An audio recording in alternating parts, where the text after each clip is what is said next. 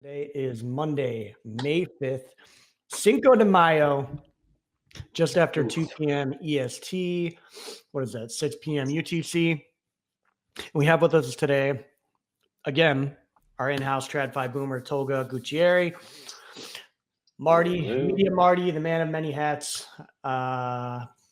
president of the Brazilian Tourist Board, Jason Jensen, a resident Trent warrior, GM. the coziest cat on this side of the metaverse. We should have started this call like a little later and had some margaritas. I didn't even think about that, that it was 5th of May. I didn't realize it either until I just said that. So now, like, all plans have changed for after this call. I'm now, like, getting tacos tonight, getting margaritas. Oh, man. I bet you the only Mexican place in Rio is full as fuck with gringos. 100%. Like, Super Bowl is insane, and fucking the Mexican joint on Cinco de Mayo is just full of fucking gringos. Fucking hilarious. We had fucking Lady Gaga, like 2 million people on the beach, so the fucking city is full of people, full of the peeps. You know, I don't want to go on a sidebar, but I discovered something today, and inadvertently it relates to Cinco de Mayo. My wife bought a Dominican Republic avocado versus ones we've been buying from, like, I guess Haas, or like they come from Mexico. Mm-hmm. The Dominican ones are like 3 times the size as like a Mexican avocado. I guess I kind of knew about this. I thought they were just maybe a different like type of avocado. It's exactly the same. It tastes exactly the same. Nothing's different. Why are we buying tiny little avocados when we can buy grapefruit size? Are they a little more watery?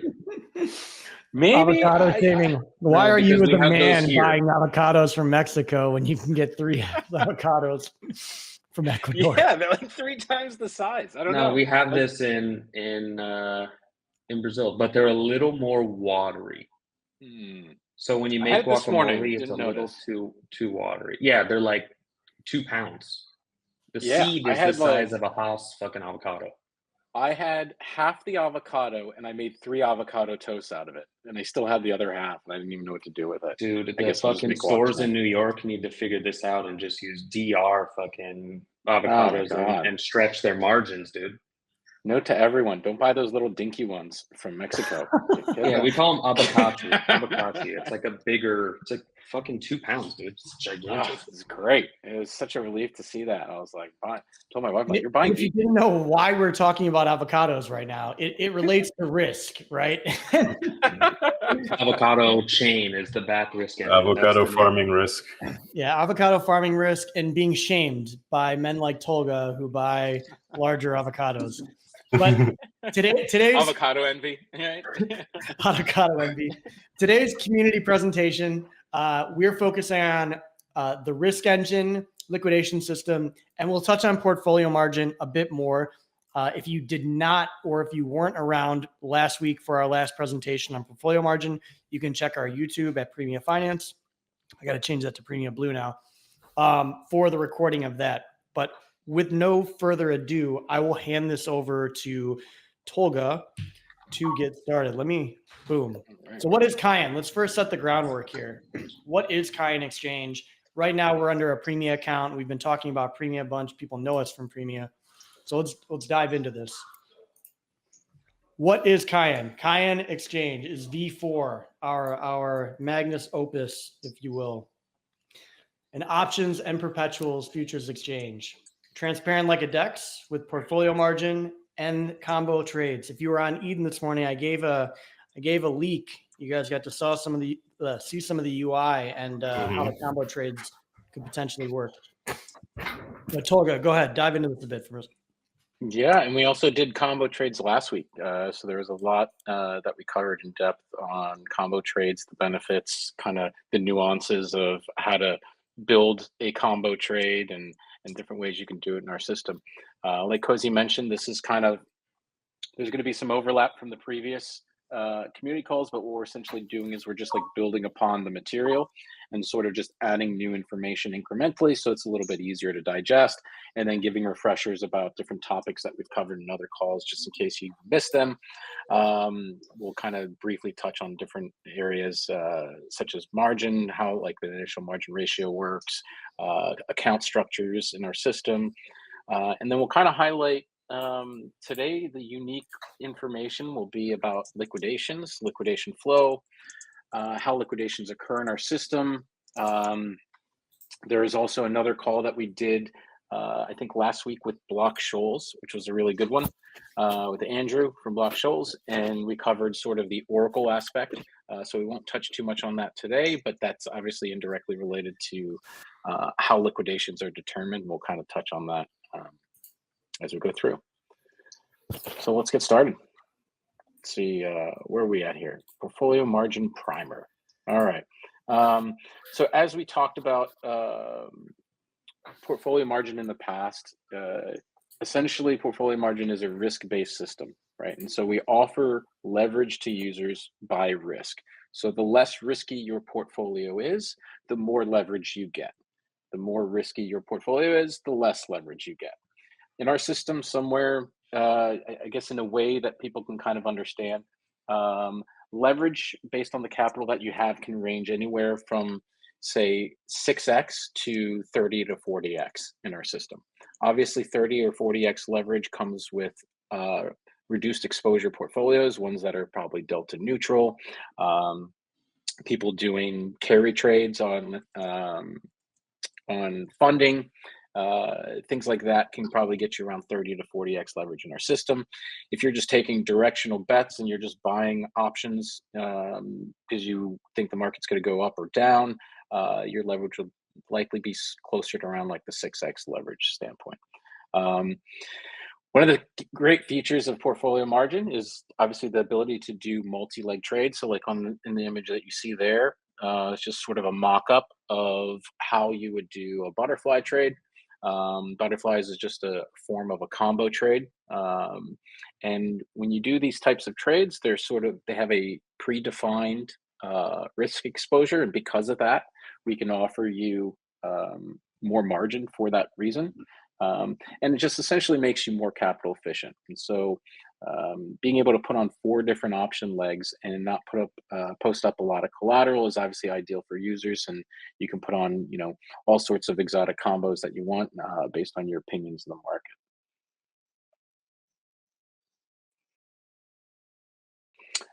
Account system. So we'll kind of briefly, real fast, touch on this. I think we talked about this maybe like 3 community calls. Yeah, it's been a little bit. Yeah. So let's go over this because this, I think, will help bridge into and clarify kind of the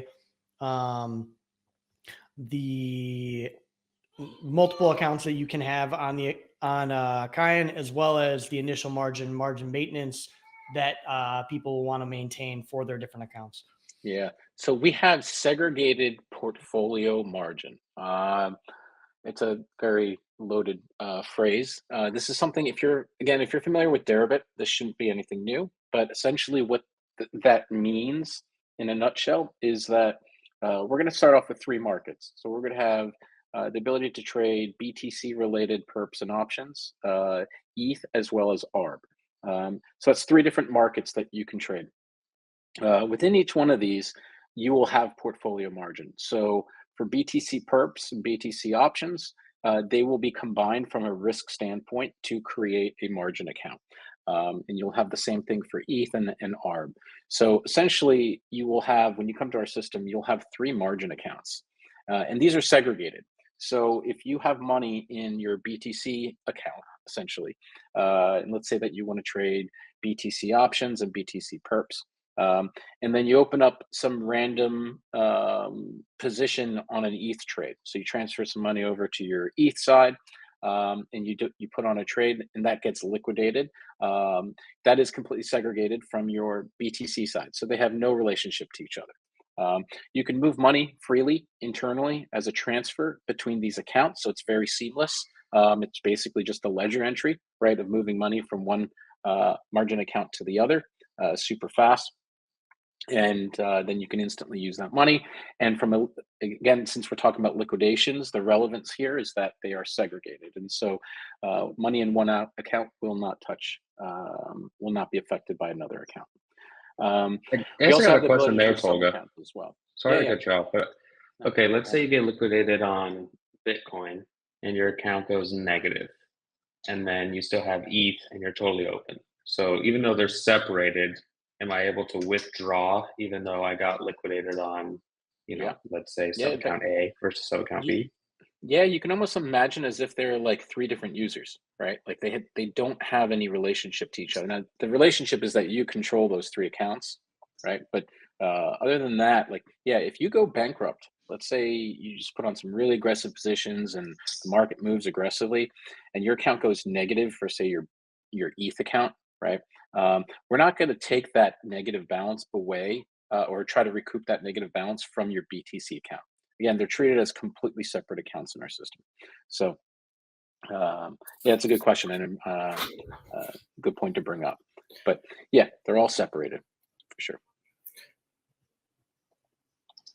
Especially for new users that don't necessarily know how the system will work. It probably will be a little foreign for directional perps traders at the very beginning, but I think do you want to, like, in one sentence compare this to like what perp traders are used to, like isolated margin?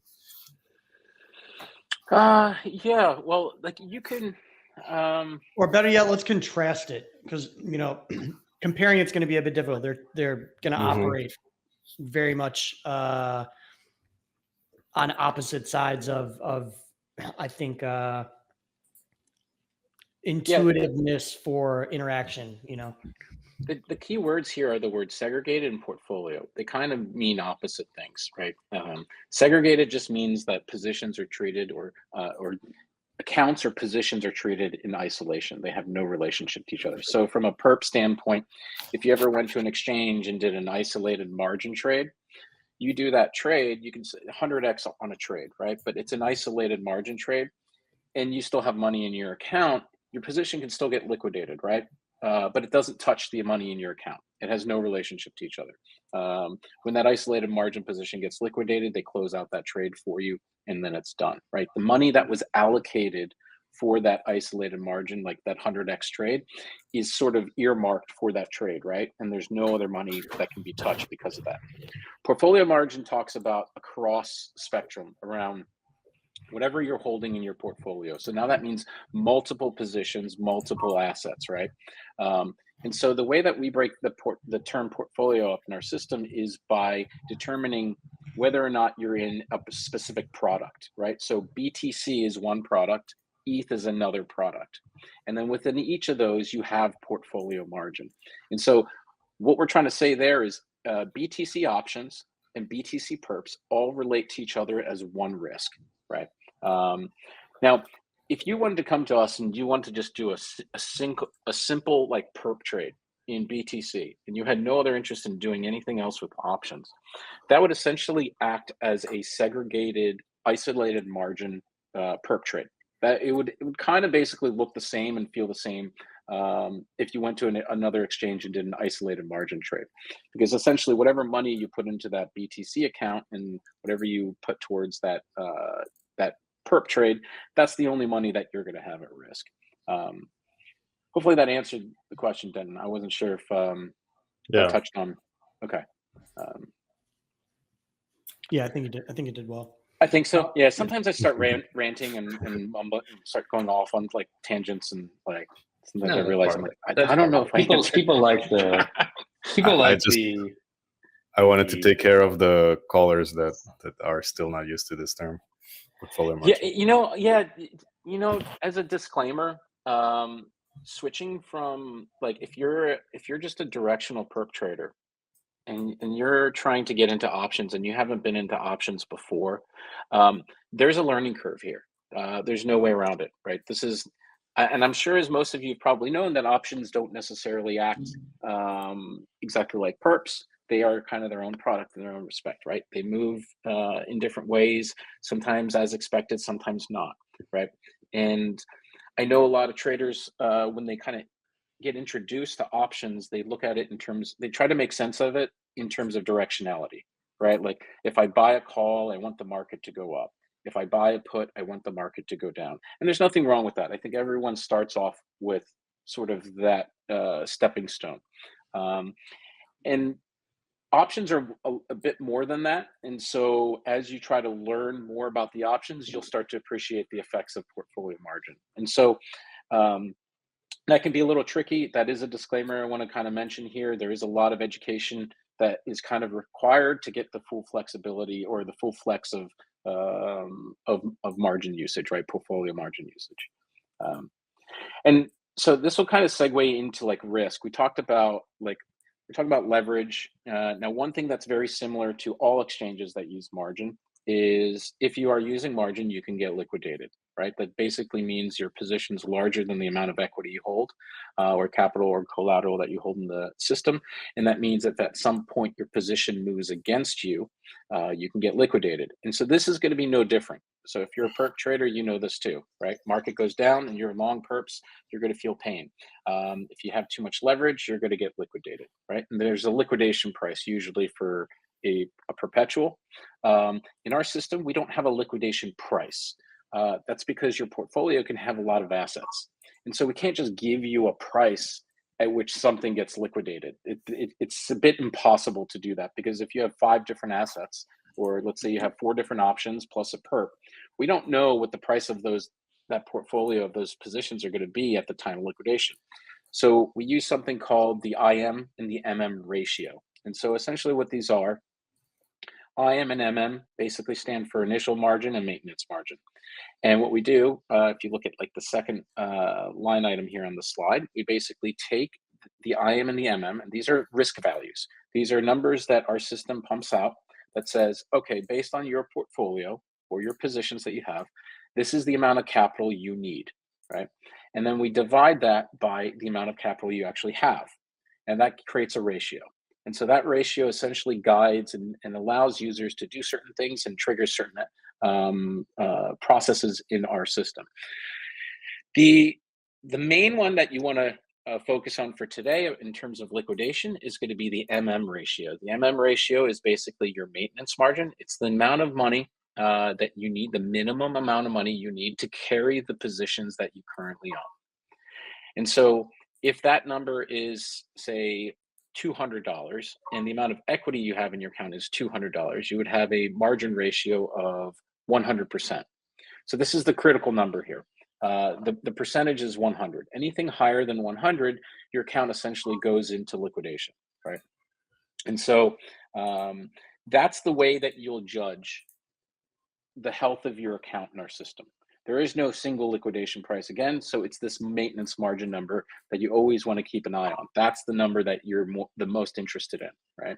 And that's the number that you're going to use to try to reduce risk, manage your risk, etc. So let's talk about what happens when you get to a margin ratio, maintenance margin ratio of 100%. So this basically means that your account has gotten into liquidation. So you took on some positions, you either chose not to manage them or you forgot to manage them. Maybe the market moved aggressively and you weren't in front of the computer to reduce risk. It can be a plethora of reasons, right? We've all been there, I guess. So once that happens, we have to take your positions in your account and start to reduce the risk. And so the key word here I'm using is reduce risk. And the reason why I want to say that is because it's not always that we're going to close out your trades. And so essentially the first thing that we want to do when we put you into liquidation, we're going to clear out any position or any orders you have in the order book, and we're going to take control of your account. So essentially the only options that you have in terms of actions that you can take, actionable items, is to make a deposit or to transfer money into your account. Other than that, you lose your ability to trade. And so what we're doing is we're essentially taking over the trading process for you, and we're going to liquidate your positions in your account systematically, right? So how do we do this? Yeah, portfolios can be of different combinations, different flavors, right? Everyone's going to have different exposures. And so we have to find a common ground of how we systematically reduce the exposure. The first thing that we want to do is we want to look at your delta exposure. if we can simply delta hedge your exposure, we will do that instead of trading options. Delta hedging and using perps is a very effective way to reduce exposure without having to get out of the option. Sometimes options have large slippage. Maybe the market's not deep enough. Maybe the market's moving really fast. And because options aren't as liquid as perps, it can be very effective to just delta hedge the exposure, the directional exposure, and then manage the position moving forward. So a couple things can happen. We can either delta hedge and your account gets healthy, or we delta hedge and your account still isn't healthy, right? Once you get into that state where it's still not healthy, or you didn't have a directional exposure to begin with, so we have nothing to hedge, we can get into decomposing your portfolio, right, into different pieces. So we break your portfolio up into three major categories, which is peripherals, spreads, and synthetics. So what do we mean by these three? We'll start with spreads. Spreads are just vertical spreads. So we look through your account and we identify what types of vertical spreads does this user have on. We look for synthetics. Synthetics are basically, we touched on this on a different call, but synthetics are synthetic exposures of the underlying. So if you're synthetically long or synthetically short the underlying, that basically means you have a long or short directional exposure in the underlying asset. And so those are very ideal positions to kind of segregate because they're easily delta hedged. Then there's peripherals. Peripherals are sort of like the random positions you have in your portfolio that are not in combination with anything. So we treat them in isolation and we look at each one of those individually. And so now we have sort of a decomposition of your portfolio, and we can then figure out individually where is the risk in your portfolio? What is holding the largest risk in your portfolio? And we rank everything, right? From the riskiest positions to the least riskiest positions. Synthetics will be the least riskiest because we know we can delta hedge that for a really efficient margin level. So what we do is we sort of, even though that directionality might have a margin to it, we know we can easily hedge it. So we sort of kind of put it to the side because we know we can deal with that later. Then we start going through your trades. So we'll maybe start liquidating your short positions in your options. And so as we start liquidating those positions, those typically hold the highest margin levels. Short peripheral positions, we start closing out. Now, as we start closing out, a couple things can happen. You can reintroduce directional exposure, which we don't want. Or we can maybe even directly get into a healthy margin state. Now, if we get into a healthy margin state, liquidation is done. We're not going to touch the rest of your positions. Now, if you're still not healthy, we're going to try to delta hedge you again. So maybe the short positions that we were trying to close out reintroduced a delta exposure. So we can re-hedge your portfolio, and we'll see where your margin levels are at. And so we continue this process through this hierarchy, right, of highest risk positions to lowest risk. And as we keep closing them out, we keep delta hedging and we keep looking at the margin levels of your account. And once it reaches that healthy level, we instantly stop. So what is the healthy level? Healthy level in this case is the initial margin level. So initial margin is usually the minimum capital you need when you initialize a position. And so when we try to liquidate you, we try to get you to that number. It creates a little bit of a buffer from the next time you get liquidated if you don't manage your account. So that way you're not falling into this like cascading liquidation process, right? We'll liquidate you once and the likelihood of you getting liquidated again in that day is probably minimal unless the market's moving, very aggressively. I'll kind of stop there. I think that's a lot that I just said. I want to cross-check with you guys, make sure that. No, somebody in the Telegram said, will there be backstop liquidity program, or does Kyan deal with the liquidations? So, I mean, Kyan takes over your account, keep it simple, right? They take over your account, delta hedge for you, or unwind your positions for a partial liquidation, bringing your margin back into the right, back into the green instead of the red. And then if you're mega screwed and you go bankrupt, they'll liquidate your total portfolio. But the idea here is that they'll delta hedge first before you get mega screwed. And most users should only have a partial liquidation, not a full liquidation. Yeah. There's something to, I'm not sure if it's on this slide or where it might be. another thing we talked about that we wanted to address was like, how are you liquidating? So who are you interacting with to close these positions out when we liquidate you? So there's no auction system. There's no preferential treatment of like liquidations. They don't work any differently than regular orders in our system. So essentially what we do is we mark the fair value of your assets, and then we gradually add an incentive to the fair value, and we post these orders directly on the order book via limit orders. So there's no wicking in the market. These will be very orderly processed orders, and we will increment them based on some predefined metrics to basically continually add incentive to the value of that trade to a point where the most likely counterparty becomes the order book itself, where we just cross the order book, right? So if we're trying to sell an option, we will likely cross the bid, and the matching engine will just match them off together, and then the trade is done. And so this means that any person providing liquidity in our system as a maker or just posting limit orders has the ability to capture other users' liquidations, right? And because we're adding an incentive, right, there's an incremental incentive to the liquidation. Essentially, if we're crossing people's bid or ask, you're likely getting a favorable price, right? And you're doing us a service as well, because we're able to get out of these trades for the user, and sort of ends up being a win-win for the maker and the exchange, right? I think the only loser here is really the person being liquidated. But the hope is that by doing this, we incentivize even further deeper books, tighter spreads. And so the effect of liquidation is hopefully minimized on users. The orders are very public, and they're done with everyone on the exchange or everyone on the order book. And so hopefully that creates a more fair environment versus having some sort of preferential treatment for liquidation processes.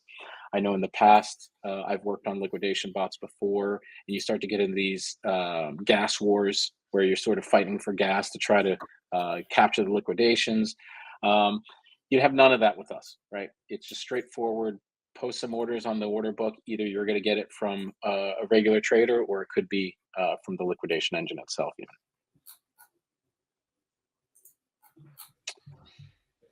Post liquidation checks. Yeah, so we can talk about that. So let's assume that now we've gotten your account healthy. You get control of your account back, right? Whatever positions you still have left, you can manage them. All functionalities restored. So essentially talking about trading and withdrawals, everything is essentially re-enabled for your account. As Marty mentioned, there are some scenarios where someone might be bankrupt. This is essentially the case where your equity now is negative after closing all your positions. If this happens, we have an insurance fund, which is the backstop. So we will still, even if your account is bankrupt, we will continue to close your trades against the order book. We will do this so long as the insurance fund has capital to backstop the trade. So even though we know your account's negative, we know there's capital to backstop it. And so we'll continue to do the trades, and we can still guarantee the counterparty who's filling on the order to be able to get, to check some, right? To make sure that our system is solvent, right? We'll always have that insurance fund backstop. I think that's it. I guess it's worth to mention, I don't know if I missed it, but if you are in liquidation, Kyan takes over your account, and the only function you can do is deposit to bring your ratios back down. That's the only function you can do. Your account is taken over and locked. You can only deposit, and that's it. That's the only function you can do. We won't sneak attack you either. Yeah, like there's also, when your account is getting to a liquidation state, you will see pop-up warnings. You will see margin warnings come on the screen, banners, pop-ups. I forgot the exact specs on what exactly they are, but there's a few of them. We're making it very clear to you as a user that you have a position that you need to address, right? And if you don't address it soon, the risk of liquidation is high. So you should see those. We're not going to like we're not trying to liquidate you in incognito, right? Like we don't want to liquidate you. I think the idea is that we want all traders to sort of be responsible and know, if that trade didn't work out, that you come in and you close it out, right, in a responsible fashion, and reassess your situation, reduce the risk, take a different bet somewhere else. But essentially, it's time for you to sort of make a choice. And if you don't make that choice, we'll make it for you, right? There's no way to get like emails, right? Can you link your email with your account if you end up doing smart wallets? I don't want to give any specifics because I'm not in that department, but I do know there has been a lot of conversations about all different sort of notification processes and methods. So I would not be surprised if that is on the list somewhere. Email, that's old school, dude. Okay, Telegram, like you're getting maybe Telegram. liquidated. Yeah, you are getting liquidated. We're gonna continue to enhance that process, and so that you get hammered, right? You're gonna get notifications everywhere before, like it'll be almost impossible for you to not Neuralink see. just starts going off, dude. Yeah, we're not in the game of someone coming to our, so like we're not a 100x exchange. Let's also like kind of maybe bring up some differences again between, say, like some perp exchanges and us. We're not here for you to do a 100x trade, right? 100x trades are very low probability trades. The likelihood of you getting liquidated is almost 99.9%, right? Like you're going to get liquidated on most of those style trades. The exchange wants that to happen, right? I don't think the exchange is looking for 100x trades to be successful. We're sort of in a different band camp, right? You can take your bets. You can be, you can get leverage and have capital efficiency through options and the portfolio margin that we offer. And the leverage that you get should be plenty, right, to make money. And I think there's a sort of a sweet spot between that portfolio margin gives between sort of maximizing your return and capital efficiency. So to some people who are like, oh, 6x leverage on a perp, that's nothing. Well, depends on what it is you're doing. I mean, 6x leverage on a 70 vol product is still plenty, right? And you don't manage that position, you will still probably get liquidated. And so options, again, will offer different ways to express opinions that are slightly different than perps, right? There's different ways to make money, not just on direction. And so essentially, we talked earlier on the calls, like if portfolio margin is not sort of your native knowledge base, or options aren't your native knowledge base, and just directionality is, the functionality on our exchange will seem limited, right? And that's fine. That's sort of what's going to happen, right? So if you come from perp land and you want to take directional perp bets, or use options for directionality or direction bets, you might find that the degeneracy level on our exchange isn't going to be as high as other exchanges. Now, if you start to come in and start doing more exotic stuff like funding rate arbitrage, when you start to do, playing the RevCon game with that, when you start doing exotic combos, when you start doing like, calendar spreads, or shorting vol. I know Marty loves to short vol. So, doing things like that where, you're delta hedged, but you're taking a directional vol bet. That's when portfolio margin shines. That's where you're going to get leverage that you were missing in other system designs, right? And so that's where we kind of want to encourage users to explore that side of options, because that's where you're going to get the most benefit from our system. Yeah, big stupid nose. Vol is meant to be sold. Yeah. Let's get into some of these PM calculators. Let's get away from liquidating people. Yeah, I know. It's a harsh topic. Let's talk but about. I mean, at least we're trying to be fair. We're trying to say that we're not taking your money, right? We're not. I know, like a lot of those exchanges, they'll just take your entire purse, right? You get liquidated. Yeah. It's like gone. 100x, 2 seconds later, it's gone. Yeah. I was actually talking to the content guys earlier today about like maybe me or someone writing just like a personal piece, like an exploration to kind of explain from V1 to now what is V4.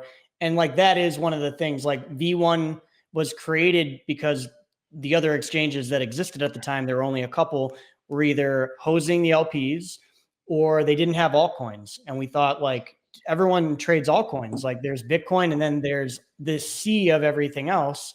And you can only trade options for BTC, for ETH. And at the time there was Hedgic also. And so we were like, let's make one where you can trade everything and there's no house, you know, you're trading against one another. And then with V2, it was kind of the same model, right? Like not the same model, but the same idea. The traders are trading against other people who are directional traders who are choosing, you know, either to take a direction for a long period of time and sit in one of the vaults, or to purchase options and trade on shorter time frames that the vaults allowed. And you know, there was no house other than the individuals. If you were the LP, you were the house essentially, you know. And we move on to V3, again, very similar architecture where like Premia itself, the organization or the application is not the house. The users and participants have always been the house, offering orders in the order books, participating in the vaults, taking both sides of those trades. Moving on to V4, nothing changes. Well, no, a lot changes. Portfolio margin. A lot changes, but still, we are, you know, not the house. We're not, unlike other exchanges, we're not here, and even less so. You know, we've taken a back seat to, you know, pricing and things like that. Whereas in the past, we had built-in pricing mechanics or mechanisms to provide people with, you know, quote unquote fair market pricing or average market pricing to use as a baseline. Yeah, I mean, I guess one thing before we roll into PM, I guess one thing, if you are a newbie trader and if you are looking to use options directionally for just straight directional, then you should probably just look at call and put spreads. You have like a defined P&L. You have, if it goes above the top end strike or the bottom end strike, then you profit 100%. Like that would be, I always point people to that way. And it's more of a price game than a vol game, because sometimes you can have a call option, the price goes in your favor, vols get absolutely nuked post event, and you end up losing money because you overpaid for the option. Where if you had a call spread where you're long and short another, you can just play more of a, if price went above X, you profit 100%. People buy, you know, puts or something, and then the market goes down 10%, and they somehow didn't even make money on the event, right? Because the event itself was priced in higher, right, from a risk standpoint than the actual move in the market. The implied volatility might have implied a 15% move, right? And if the market only moves 10% and that vol gets crushed, you didn't make the money, right? So you ended up losing. You ended up being right in the direction and end up still losing. And I can see how that's a very confusing and stressful process, you know, for new traders. So great point on like the vertical spreads. Call spreads and put spreads should be a new trader's best friend. And portfolio margin will give you the ability to kind of do that in size and make the risk reward attractive, right? So even though it's a defined risk profile where you have it, you know, the exact amount of money you could lose or the exact amount you can make, because of that defined profile, we give you more leverage for that. Yeah, and it's easy. You can price it on a napkin. You know, you could do you can do your P&L on a fucking piece of paper. You don't need some crazy complex equation to figure that one out. So that was just a topic that I thought about. Yeah, no, that's a great point. And I think on the last call as well, someone had asked a question about funding and how to like do funding arbitrage. And so we talked about synthetic exposures. Synthetic exposures are also a good one, where like if funding is too high and you just want to be long BTC or short BTC, you could do it through options. You'll have the exact same payoff where you're long a call and you're short a put, the same strike, same expiration. And what that does is the P&L of that position is literally 1-to-1 is if you're along the underlying. And so then that gives you an actual, and that's another trade there that gives you essentially a long or a short directional exposure. And the reason why you'd want to do that, it could be for funding reasons, right? Maybe funding has gotten extremely high, and you can do the trade much cheaper via options. Um, so different things you can do. You can still do directional trades, but uh, I think that's just the tip of the iceberg, right? There's definitely so much more to explore, and so we'd encourage everyone to kind of keep learning and keep trying different trades. The combo page, which we talked about last week, can be everyone's best friend. It's very easy to digest what a butterfly is, what a calendar spread is, what makes them make money and lose money, and doing those trades through our system, we've made it as easy as possible. So, PM calculation considerations. So this part is going to get into some details. We might lose some of you. For you advanced people, this is going to be some useful information. So there's three main components in our risk model. This is going to be very similar to Deribit. In fact, it's actually one-to-one with Deribit. Our system is risk models are not meant to be innovative, right? They're supposed to be standardized and battle tested, right? And so that's sort of the pedigree of risk models. And this situation is going to be very similar to that, where Deribit's model is very robust and has been battle tested. And they cover all sorts of different risks in their system. And so it's a very complete risk model. And so for that reason, we've adopted a lot of pretty much everything that they had in their risk model itself. When you figure out a portfolio's risk, there's something called a risk matrix. And that matrix is just a shocking of the spot price and the IV. So these are the two primary inputs of what makes options worth what they are. And so when you stress those values and create like hypothetical situations where if the market went down 10% or up 10%, you can see what happens to a user's portfolio. And then that gives us essentially a matrix that tells us where's the max pain for this user? Where's the max pain for this portfolio? And that max pain is the number that we focus on because that's the number that we want to make sure you can cover. Then on top of that number, we have an additional two risks. One's called roll risk and the other is delta risk. Roll risk is simply the risk of options expiring and the risk in your portfolio changing drastically. And so a simple example would be a calendar spread where say you're long the front month and you're short the back month. And so this calendar spread gives you a lot of capital efficiency. But the problem is the front month option, when that expires, the only position you're going to be left with is a short position on the back month. And so most traders, as you get more advanced into options, you have to learn how to manage your portfolio of risk when you have positions in different expirations. Because as soon as one expires, it changes the composition of the risk composition of your portfolio. And so you have to manage that. If you don't manage it, we have to consider that a risk to the exchange. And so that's what roll risk is. Essentially, when we see that there is a very large margin jump for an account upon an expiration of an option, we will bake that into your margin requirements. Typically, I guess, I forgot the exact number. I believe it's a couple days before expiration. You start to see your margin number increase because we're basically telling you, hey, you need to roll this risk. You need to manage your position because at expiration, you need more money, right? And so that's what that number basically compensates us for. Delta risk is essentially the directionality of your portfolio. It's that simple. When the markets are getting very finicky and volatility is high, and we're seeing really large cascading events where we see this from time to time when the markets get heated, where you'll see like 10% drops, right, in a matter of like minutes to like within an hour, right? And that movement is not helpful when you're trying to liquidate someone. And so when a user has a lot of directional exposure that we have to manage while we're trying to close your trades out, this can affect your P&L the most, not really the volatility, it's the delta risk. And so if you have a very large position on, you will start to get penalized and require additional capital for that. And basically what we're saying is the larger directional exposure you have, the more risk we have trying to get out of your trade because the market's going to move, or we're going to run through the liquidity on the order book. And when we do that, you're not going to get a great price. And because of that, we need to make sure you have extra money in your account so you don't go bankrupt. So that kind of covers that risk. And so these three things kind of bundled together, and we give you a nice printed number, which is the IM number or the MM number.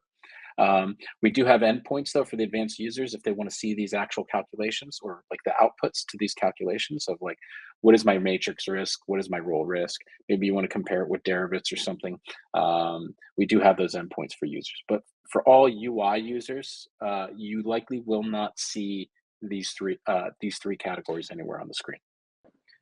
I think a big one to mention that I think maybe a lot of people missed or you skimmed over is that it is one-to-one with Deribit. So being a DEX with a risk engine or risk matrix, the same one-to-one Deribit, it allows you to put on a lot more trades. If you go look at other DEXs, they're maybe giving you 50% of Deribit.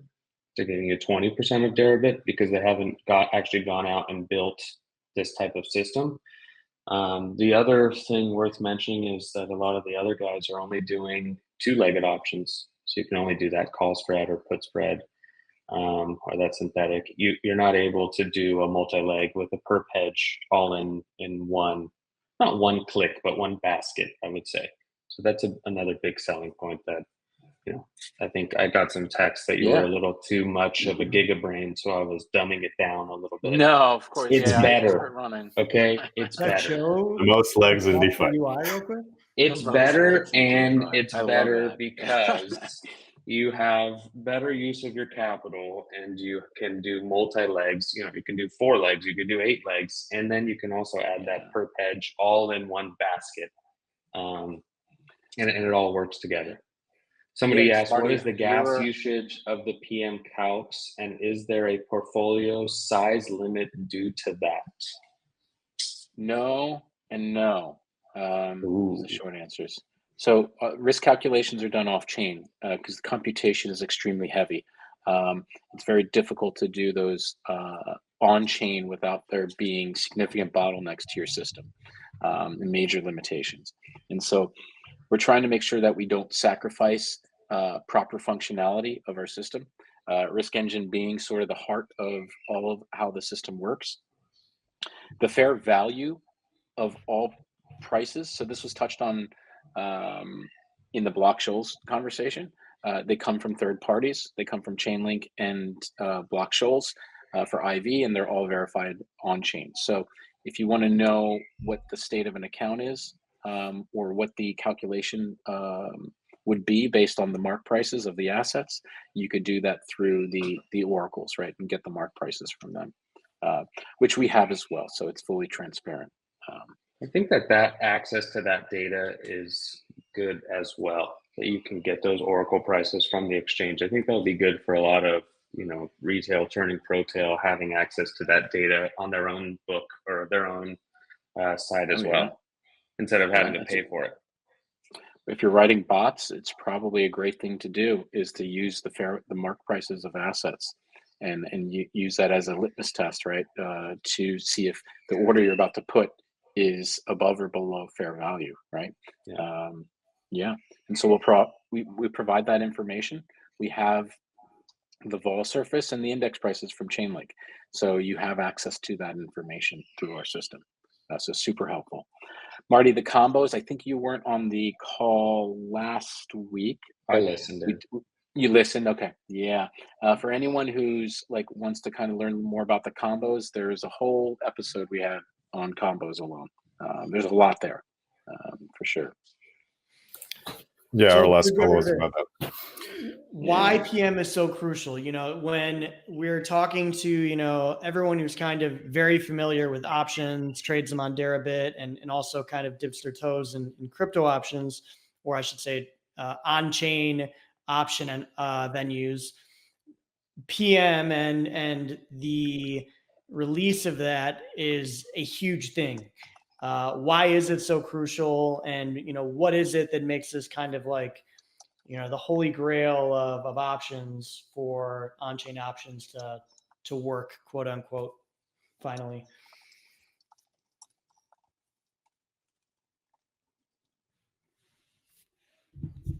Yeah, I think that's basically where we land, right? With PM. I mean, I think these are kind of these are topics or kind of reasons why we discussed why we love PM so much. We did this on our original PM call, and so the risk adjusted returns that you get are going to be superior, right? We have tier 1 exchange competitiveness now. We're 1-to-1 with Deribit on a risk standpoint. We can't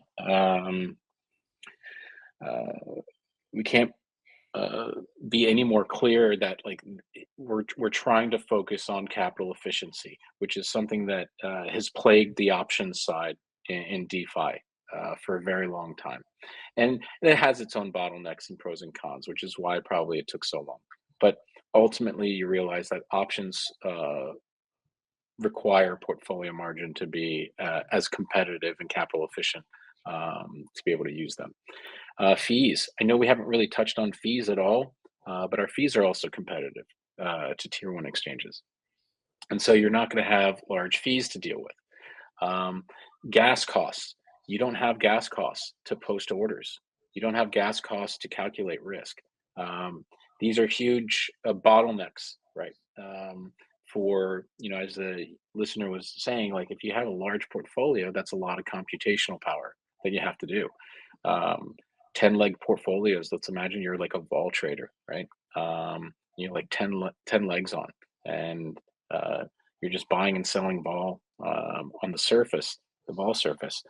That's a lot for us to compute, right? And we're just not there yet to be able to compute that on chain, for people to be able to constantly check their risk and make sure that they're doing okay, for us to be able to provide accurate values to you at all times.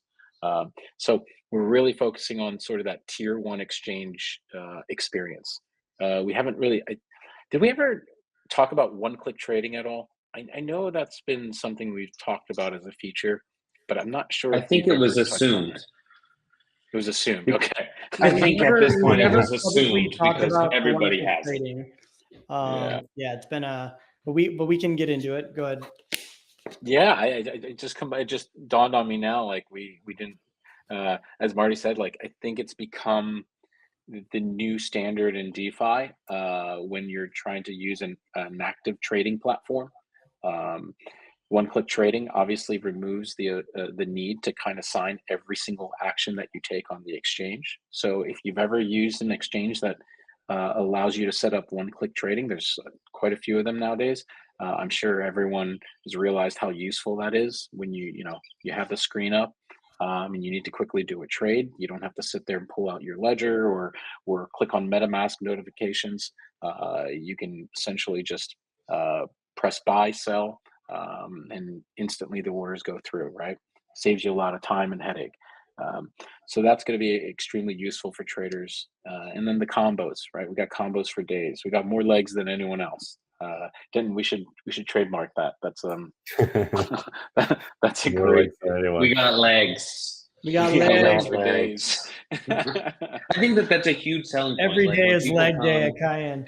When people come and ask like, oh, well, what's the difference? It's like, well, in every other platform, you can get 2 legs and you can't add a perp hedge on top of that at the exact same time. So if you could do 8 legs and a perp hedge all in one basket, then that is huge. Or, do a condor 4 legs or a butterfly 3 legs and add a perp hedge all at the same time. That's a huge improvement than any other offering on the market. I'm not even sure a lot of them even have perp hedging. Like I think it's separate, if that makes sense. Like, oh, you can have perps, but it's not in one PM. Yeah. No, we combine it all together. It's great. Yeah. A little extra work. We got legs. We got legs. We got legs. It takes a lot of time. You know what I'm thinking here is, you guys remember the Deribit promotional marketing ad? Yeah. Models. We need that. We need that, but like with a leg based. It's like combo trades, but it's ASMR, just like zoom shots of legs. Dude, I watched that video like 6 times in a row and I didn't learn shit. Of course you did. I guarantee you, no one's gonna learn anything about combos if we have more a legs. marketing ad like that. We got It's not, They like it. the best optional. is the Aston Martin used one. It's like some hot chick, and it's like, we know you're not first, but does it matter? Yeah, I like that one. Yeah. Classic. While we were talking about legs, did we get into this kind of idea of derivative money Legos and being able to leg in, leg out, put on different combinations of pieces? Because I think that's one of the more interesting things, that you can kind of build strategies to go with other strategies. So it's like, That's a great point. take the small, So, like, take the land brick, and you build your little support, and then you can connect that, and you can take little pieces out and move it on. Or move it out. like change of opinion, right? Like, let's say that you put on a trade and you think that the market, I think we talked about this on the combo one a little bit, where, like, let's say that you want the market to go up, and then you think that, okay, well, it did what you wanted a little faster than you expected. And you think, okay, I think the directionality is still up, but I think we're going to consolidate here for a little bit. And so I don't want to pay all this time decay on my options to have this directional exposure. Maybe I want to hedge this or reestablish a new combo trade, right? So what you can do is adjust your position. And so effectively what you'd be doing is maybe taking a combo trade that you already initially started with and adding to it, right? Or taking out pieces.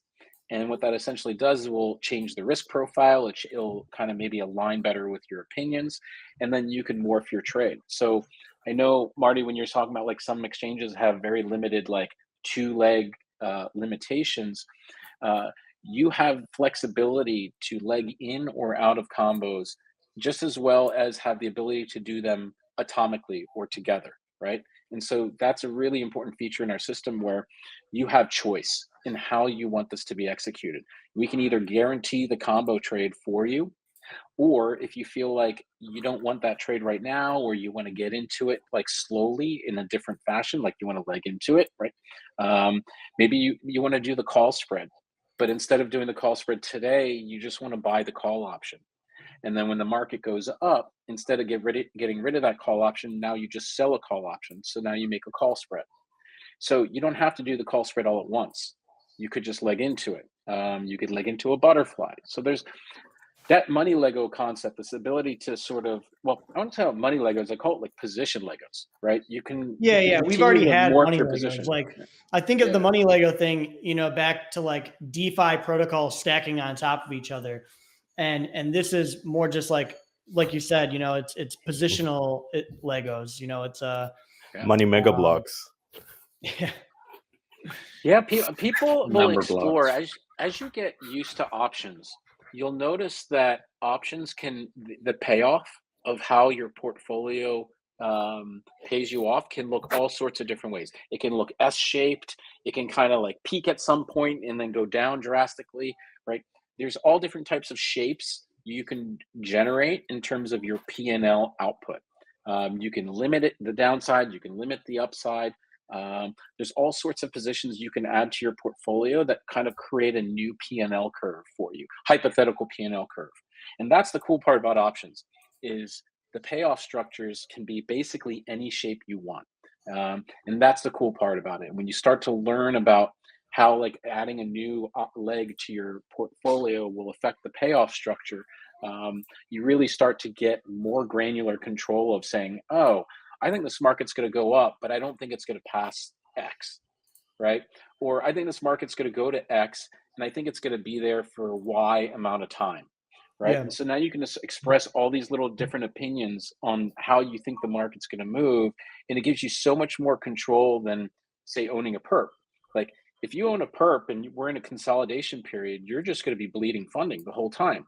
And you might be sitting there going, okay, I knew this was going to be a consolidation period. I knew this was going to take 7 days to resolve, but I want to still hold on to my perp just in case. Well, you're just bleeding out on that, right? And then maybe you might want to sit there and actually try to play a consolidation process, but without missing the upside. Because with perps, what happens if you take that trade off and you walk away from your computer, market rips another 10%, you just kind of missed out, right?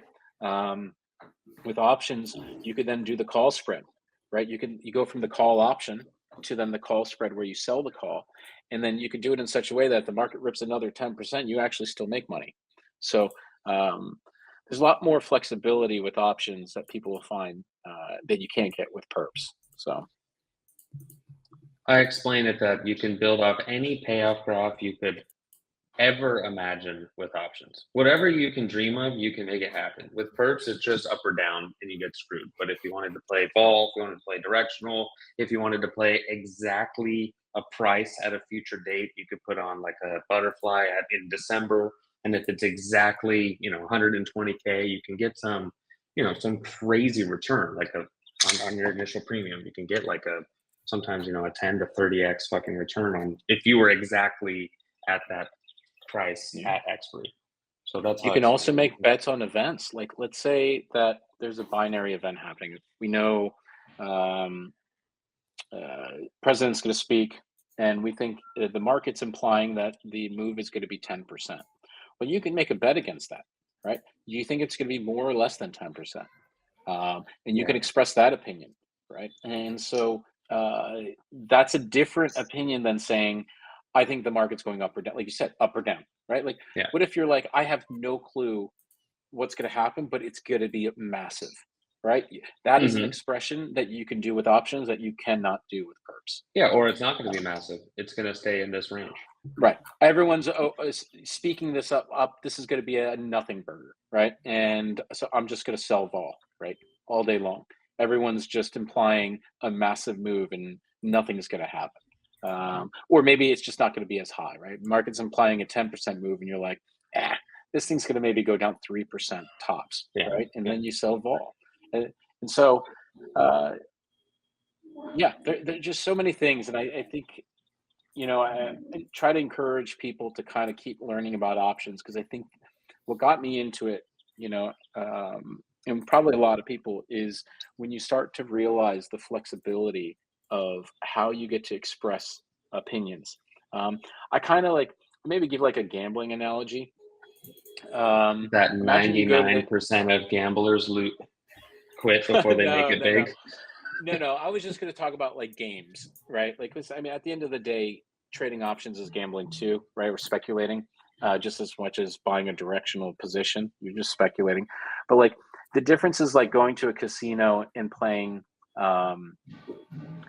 I don't know, blackjack or like roulette versus say craps, right? Yeah, we've talked about this before. You're playing different craps games. has way more like, like you play on a craps table and you start to learn how to play craps. You realize how many different ways you can place bets and make money, right? Yeah. The flexibility in terms of the bets you make in craps is enormous, right? In blackjack, it's hit or stay, stay, right? Like, or double, 21 or bust, 21 or it's very just binary, right? And so there's nothing wrong with that. This is a great game. But just to kind of give that analogy of like, I remember trying to learn craps the first time, but then the moment I learned it, I was like, this game is way more interesting. I can do so many more different things. Because I remember like hearing like, I don't need to go on a sidebar here, but like when you had a casino and you start to hear people cheering and stuff. It's always a craps table.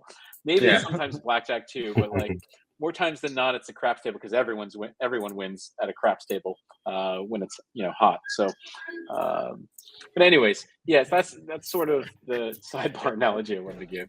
If people aren't familiar with options. Options are craps. Options are craps, yeah. So we won't spend too much time on this slide. We went over this on the last presentation. If you want more details kind of on combo trade and hedging with perps, you can go to our YouTube channel, check out the last video that's there. That goes over in more detail. But let's talk more about just the hedging. Let's talk more about how people are going to do that within the UI. Maybe how you would hedge a perp with some of these combo trades and how exactly this will work for a user. Yeah. So there's kind of like 3 sections here. You can see like the first section is the choose a strategy. Those are just predefined strategies. These are the most popular types of combo trades that are out there. There's tons of information on them. If you just kind of quickly Google calendar spread, put spread, straddle, things like that. You'll find tons of information on what they are with their payoff structure. The other area is the Greeks. So again, another like sort of cornerstone to how options Sorry, work let me is go back. we use Greeks to sort of define how your portfolio is going to behave in the marketplace. And so if you're not familiar with Greeks, I highly suggest finding the plethora of information out there that shows you what Greeks are and what they mean. They're extremely important because a lot of our risk metrics and how IM and MM are calculated in our system basically depend on these Greeks, right? These Greeks tell you what your risk is in your portfolio. And so in this case, they show you what the risk is of the particular combo trade that you're trying to do. Then on the bottom section is the builder itself. And so let's say I want to, in this case, I templated some sort of butterfly, right? And so it pre-populates 3 different options in there for me. Let's say I wanted to change the legs on the butterfly. Maybe I wanted to change the, like the different strikes that I'm using. Maybe I wanted to find one on a different expiration. You get full granularity and you get to kind of control and toggle and essentially create the position that you want. The templates above are just kind of pre-population templates to kind of allow you to just quickly get that the data on the bottom for you, and then you can kind of more granularly control what it is that you're trying to do, what size you're trying to do. You can add a perp, right? If you wanted to, you could maybe add another leg if you wanted to. So there's the full granularity here again. Marty, I know you brought up the perp part. Who's got legs? Who's got legs, right? You can add as I forgot what the limitation in our system is. There is an upper limit. So all jokes aside, I think it's somewhere around like 8. Nobody's doing more than 8 legs. I don't think so. Yeah, We support Octomom. We're Octomom it's supporters. really high. Yeah, and to the point whereas if you're doing more than 8 legs at once, there's probably a better way to do it. Octodad. Remember that game, yeah. Octodad? No, I don't. What is Octodad? You're an octopus who's a dad, and it's really hard to like walk around the house and do things. It's like the tentacles get in the way. I mean, if you did have, I don't know why you put on 8 legs at once. That would be but look, in all honesty, there are certain scenarios where maybe you have a portfolio and you, let's just say that you're like, you know what, I need to get out of all my trades right now. I don't want anything on my books.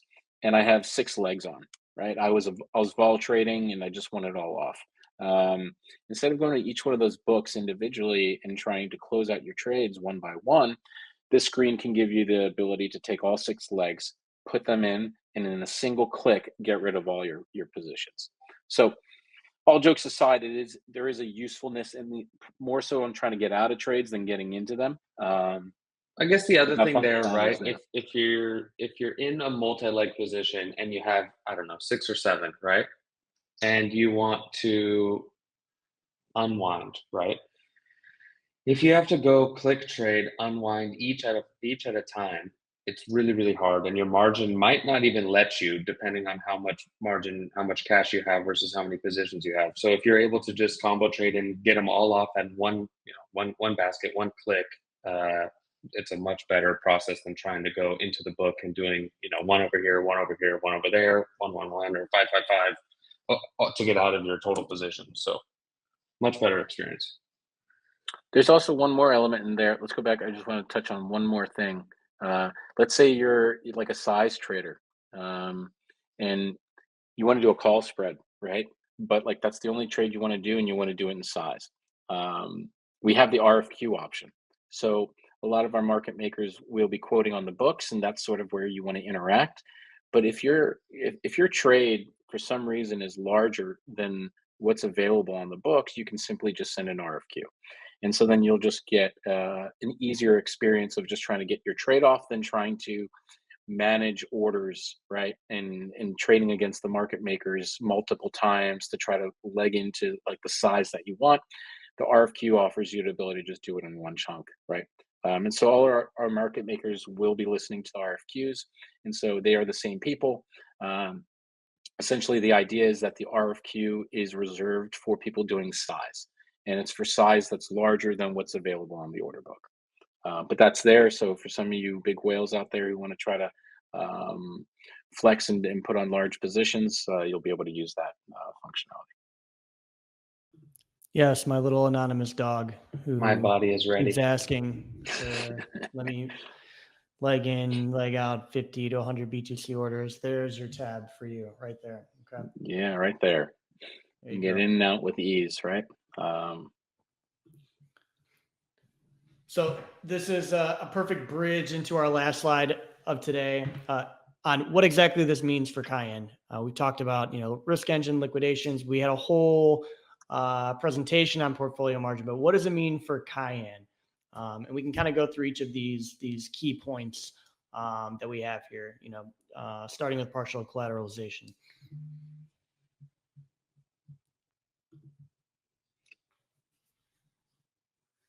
Yeah, I mean, what do you guys want to touch on here? There's all sorts of.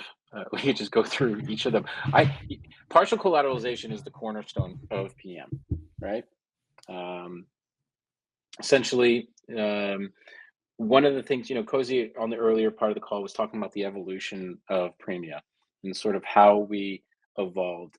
One of the major underpinnings that's changing here is the difference between fully collateralized positions and partially collateralized. That is the single biggest component that's changing here, right? Via portfolio margin.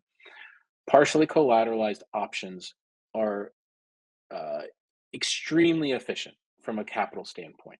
And while being fully collateralized ensures an exchange cannot be insolvent, we found it to be too cost prohibitive to get users to come and do options trades.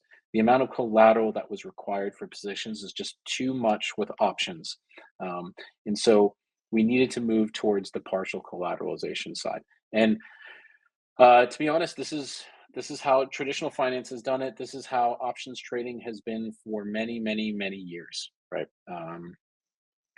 I'm pretty sure the reason why they've never gone to full collateralization in traditional finance is because it just becomes too cost prohibitive to actually use options.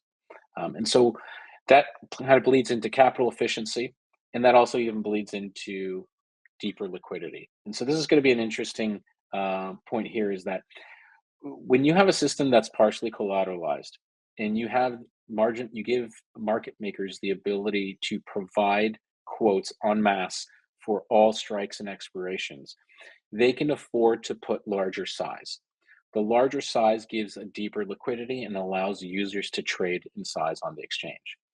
This is extremely important, right? All traders, when you go to an exchange, and at least for me personally, this is something that my litmus test, right? When I go to an exchange, the elevator pitch that exchange is making me is how much are your fees, how deep are your books, and how tight are your spreads. Those are the only three things I really care about, right? As the elevator pitch. If you don't have those three things, I won't even spend any more than like 10 minutes on your exchange. Then obviously at some point you care about the performance of the exchange, the reliability, etc. But at first, those are the things that even you need to even get into the door to even entertain that exchange. And so we're trying to cover all of those for a user so they can come to the exchange and go, all right, this passes the sniff test. I want to try to trade on this exchange. Standardizing options. We're not doing anything exotic. I know people have probably heard of. I think the DeFi industry has done a great job in terms of options, of trying to make up names for options. There have been all sorts of different terminologies, different ways to kind of reconfigure what an option is and how it pays off, trying to make all sorts of exotic products to try to allure people to sound different or fancy. We're not doing that. I think there's enough creativity that you can express through standardized options that you don't need to start making up names for options, right? In terms of like what the payoff structure is, or how like the actual option works. We have standardized linear options in our system. And then we talk about institutional derivatives and cross collateralization. So this kind of gets into we're trying to focus a little bit more on the institutional side and bring that institutional flow for all users to benefit. When institutions come in, you get the deeper liquidity, you get the tighter spreads, right? And when you have that, you get more trading, and it allows users to go in and out of markets without a problem, right? And so, as a retail user, as a pro-tail user, you want that institutional derivatives liquidity there, right? And cross collateralization. So one of the things that we can now like get into is cross collateralization. So as of right now, our exchange is USDC only. We did this for simplicity because there's a lot of things we have to cover and build. But eventually, the goal is to move that towards a cross collateralized system where you can deposit ETH, BTC, and other altcoin assets.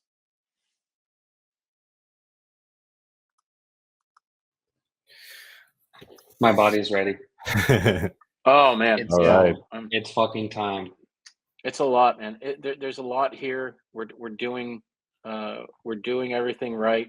The features that we're going to show now are going to be they're going to be great.